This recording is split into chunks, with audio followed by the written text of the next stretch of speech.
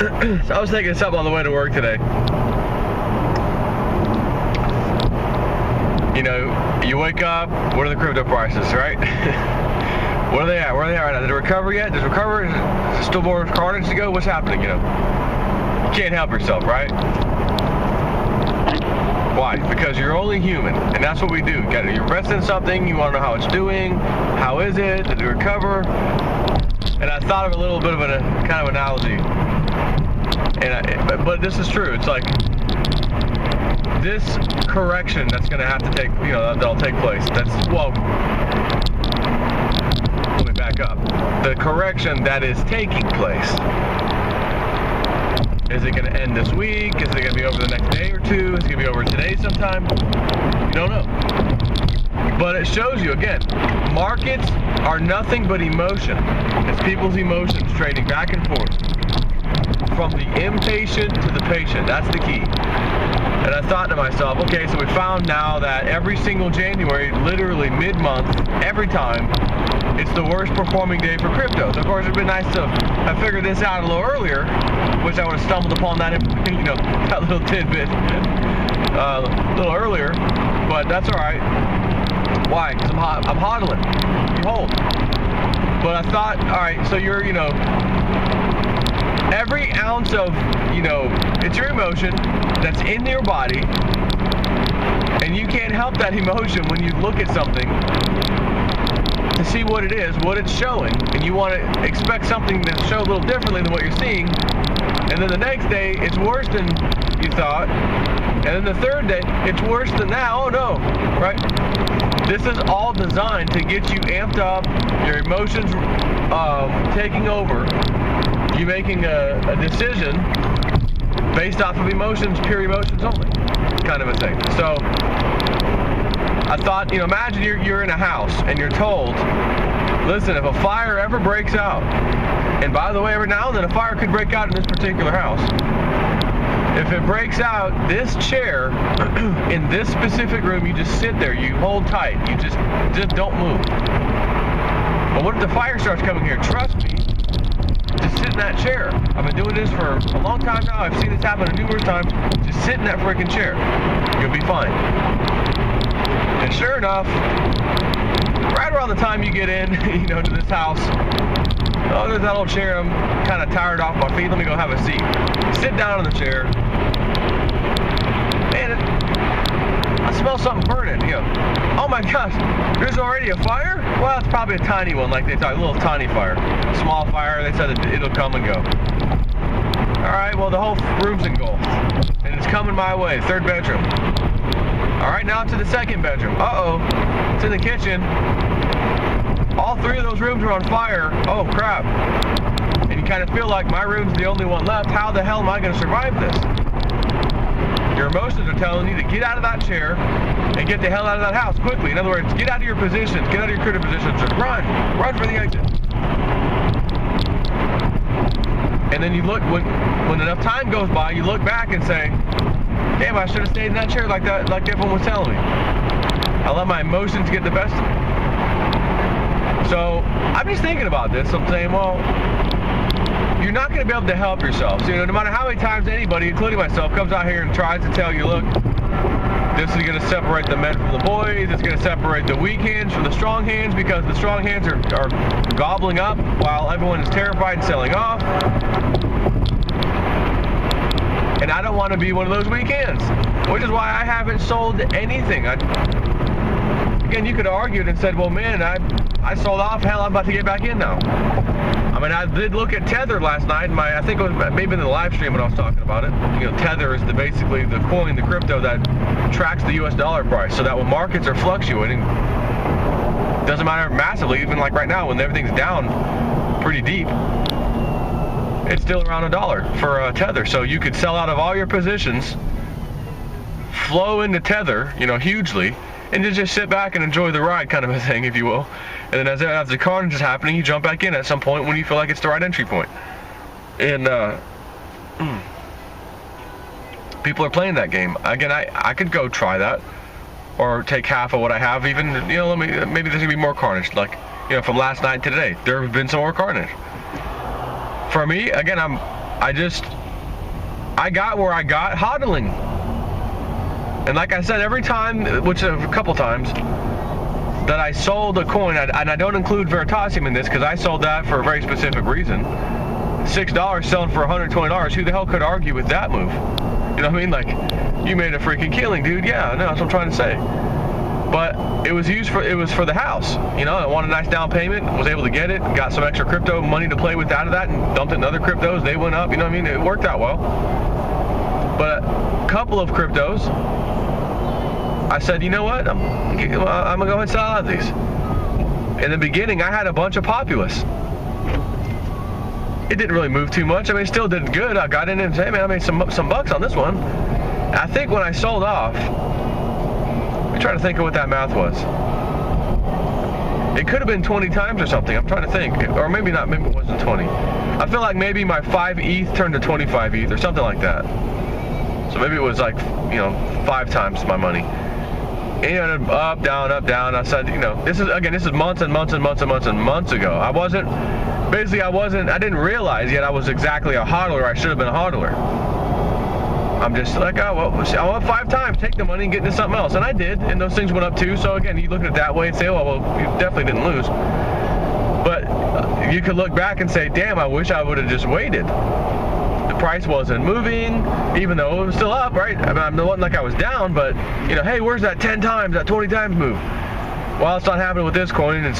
I'm lucky to get 5 right now. It's not moving. All right, let me get out of this position. It could have just as easy as been down 1 or 2, you know, 2 times, or not moving at all. And I said, you know, the hell with this one. This one's really just, you know, blah.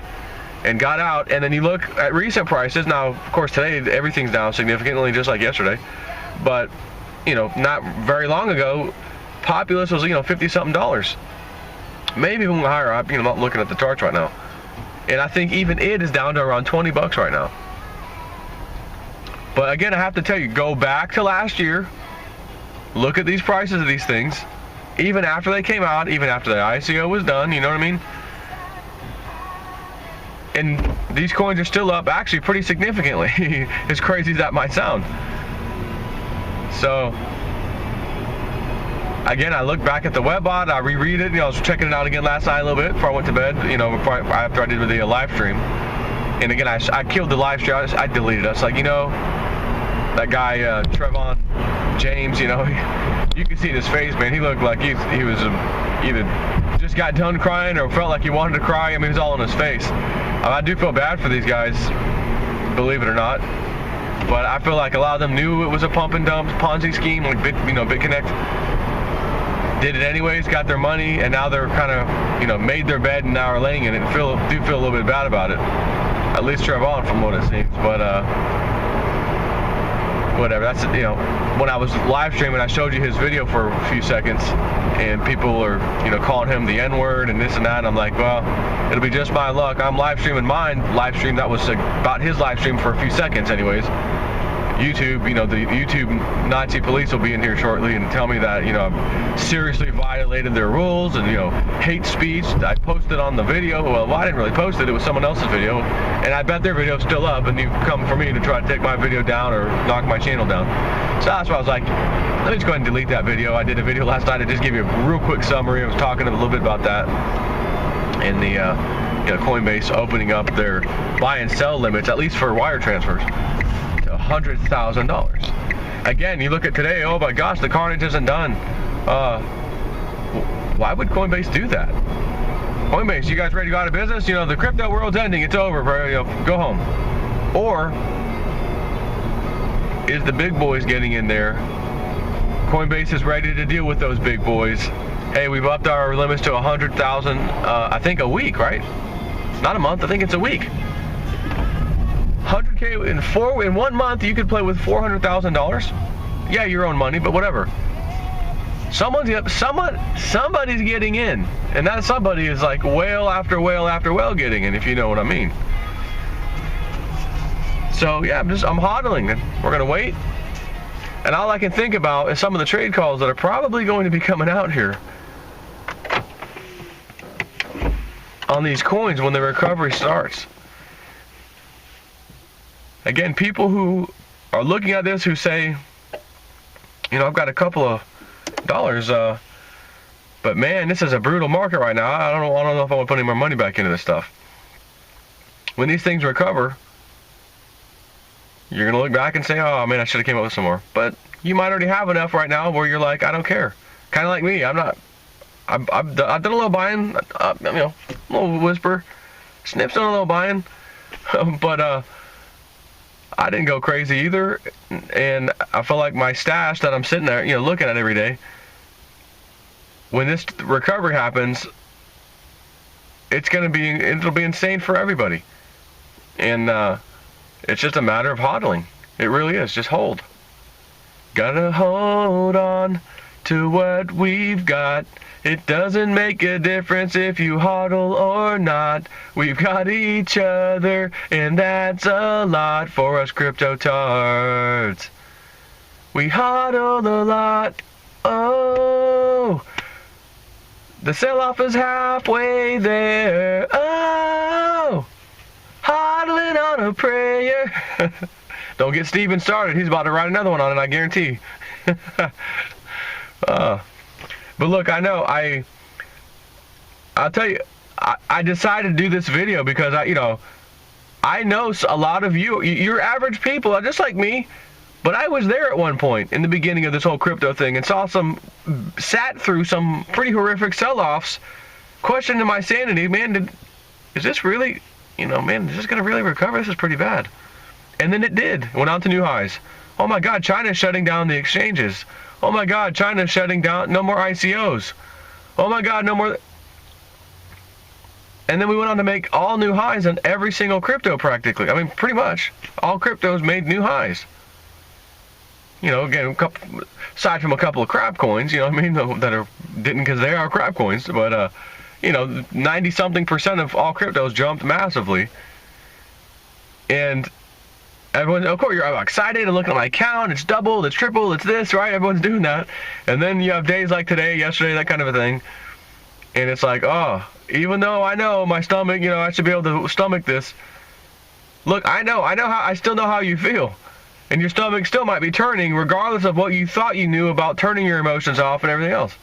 The thing is, the disciplined person who believes in this stuff and thinks, I know where this is going, it's just be pretty much sure of that now, is going to be able to fight the feeling, I can't fight this feeling any longer. And yet I'm still afraid if I should sell. What started out as quadrupling is looking bleak evermore. Anyway, there he goes. Steven, there's another one for you, buddy. No, but seriously, I understand. Look, when I look at my phone, which I'll do it live. I'll look at my phone right now. I already have. You look, we all wake up and look at it, don't we? Coin market cap. Oh my God, Bitcoin's at $10,500. Ethereum's $900. And again, Ethereum was $300. Frank, my buddy at work. Man, I want to get some more at 290. Gosh, I want to get some more at 290. Frank, it's 320. It's now 320. You want more Ethereum? You're going to try to sit this one out and catch the low. You might miss it. That's the other side. You miss it, then you're saying, shoot, I should have got it. Even at, what did I say? ETH, $907 ETH. It's down right now 18% at $900+ You think Frank or any other human on this earth wants ETH at $900 when they thought just very recently I could have had it at freaking 320, 330 even, and hell, he'd probably love to see $400. He'd gladly play that right now if he could, right? Because it's 9. You know what I mean? And even Bitcoin. Remember what Trader Boss has been following the charts. He's been telling us, look, guys, if we get to this resistance points and it goes past that, there's a possibility if it gets to here and here, $8,500 Bitcoin could be coming.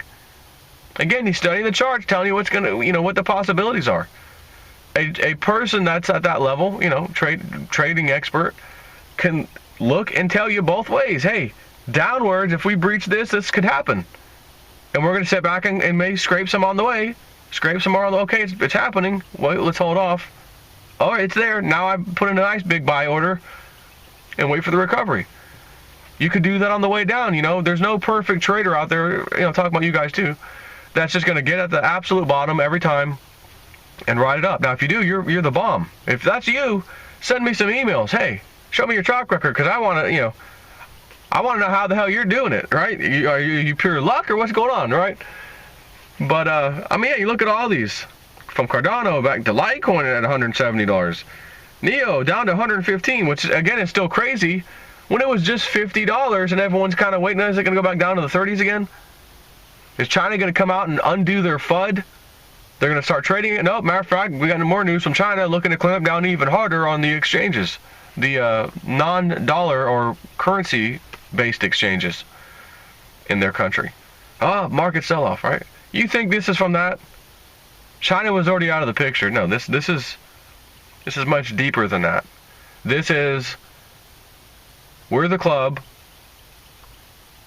All of our stuff's getting ready to happen, and we want in. And you know us, sheeple people, as they tell us, we only get in when there's blood on the streets. And here's a little hint. We can make sure when we need to that there's blood on the streets. You don't know that, but we do. And we want in. Coinbase, go ahead and up your deposit and withdrawal limits. Yes, sir, Mr. Club member. 5-6 days ago, Coinbase, $10,000-$15,000 limits, $100,000 limits. Merry Christmas or Happy New Year, right? Where did that come from?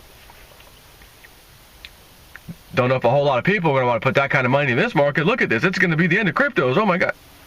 Or is it not? Again, speaking to Frank at work, he's like, man, I'm getting some cash together. Get some cash together. Scrape up some cash. I want in. I got to get in on this.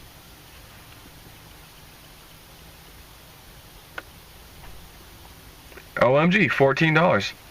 It is, remember, guys, $650 OMG, I'm getting in. OMG. And I went heavy at $650 too. One of my favorites, Populous. Can I get it at $9? No. It's at $35. It was just $10, $11. Like, it was just over there. Right, so again, even though this looks terrible and scary and yada, yada, yada, market cap right now is $484 billion. Again, that does not include the Korean exchanges reporting in. If it did, it'd probably be $500 billion right now. Or somewhere between there, you know, a little bit higher anyways. And the last sell-off from December was worse than this. Like I was saying last night. And again, I was in my live stream, but I've removed the live stream because I don't want to, you know, take a chance of YouTube knocking my channel down because I posted a screenshot of someone else's channel that had the N-word in their, you know, background, wrote in their live stream chat. Had to get rid of that. Not taking any chances. Not taking any chances with that crap. Strangely enough, Sia Coin's up 2%. Strangely enough, how many? I was gonna say that I saw two green ones, and one of the green ones was Tether, USDT at $1.03. You know, again, it moves around $1 constantly. And then Sia Coin 2.23%.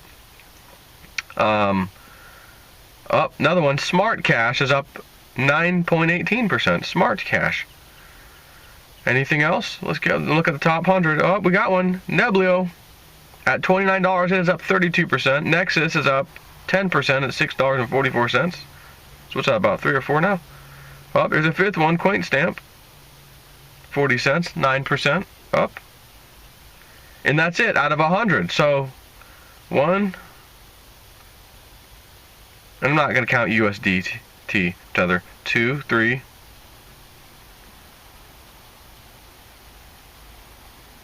4, 5. 5 out of 100, top 100 that is. 5 out of 100 are green. I don't care. I'm hodling. Believe me, I don't like seeing these numbers myself. It could be, we could be investing in, you know, toy cars. That was the new thing all of a sudden, and now they're down, right? You'd be still feeling the same way. Oh my gosh. You know, Beanie Babies. I got heavy into Beanie Babies, and I missed the boat on that one. Oh man. Oh, what do I do, right? Beanie Babies. This isn't Beanie Babies. This is like world-changing technology advancement happening. Not freaking Beanie Babies or, you know, Garbage Pail Kid trading cards. Air swap. I'm on page 2. I'm just curious out of the next 100. So from 100 to 200. U-Trust, up 23%. ATM Chain, almost 6%. Decentraland, 1.77%. Ether Party and Wager, or is that Wager R? Because there's 2 R's at the end. 8% and 11%. And Pura, 4%. So there's a few, again, there's like about 5 or 6 on each page. Not that means anything. Out of, you know, 200 coins, we've got, you know, 12 that are green. And when things like this happen, people, again, you make decisions on emotion. I gotta get out of that. Let me put it over here. Let me try that one. Okay, that one's green right now. Let me go in there, and then it turns red. Now you're down even more. Right? And I know a couple people that are doing that kind of thing. They can't put their emotions in check, and they're trying to chase and move and chase and move. And maybe it'll work out if they happen to move into something that doesn't go down as bad as the other one they were in, or what have you, or maybe stays where it's at. But you start doing that, it's all based on emotion, because if everything was fine, you wouldn't be doing that, would you? Well, no. I'm trying to not lose as much as I can right now. I want to keep, you know, the carnage to a minimal, so to speak. But you have all these coins, you don't know which one's going to go where, and take your money out of this one and get into that one, you're just not going to know. That's why my best strategy this entire time, who has personally sat through numerous sell-offs, again, some very, very gut-wrenching kinds of sell-offs that went on to recover. Some took a little while to recover, but they always did, and they went on to make new highs. Again, if you just got a 401k during, you know, 2008, 2007, you're in, it's going up a little bit, 2008 comes, 2009 comes, you're looking at your 401k and you're puking. Every single paycheck extra that I had in here going into this 401k, I opted for the maximum amount. My job was, you know, matching 401k, is completely wiped out. I have nothing in my 401k practically. It's like disgusting to look at. You're just looking at that saying, what the hell just happened? But then the recovery kicks in. And in that kind of stuff, it didn't kick in like we see in cryptos, where, oh, okay, I waited 2 or 3 months. You know, like back last year when Litecoin went to 80 something, then went back down to 40. You're waiting 2.5, 3 months for it to finally get back where it was, and then it did, and then went on to make incredible new highs. And so did a bunch of almost all other coins pretty much did, like I said. So I'm just trying to come out here to tell you, look, I know how you feel. I understand sometimes it's hard to fight that feeling, and you want to just do some kind of action to lessen what's happening to you to some extent. When sometimes just riding it out, ride the wave, you know, you could ride a wave up, you can ride it down, and then it goes back up, and then you're feeling okay again. You know what I mean?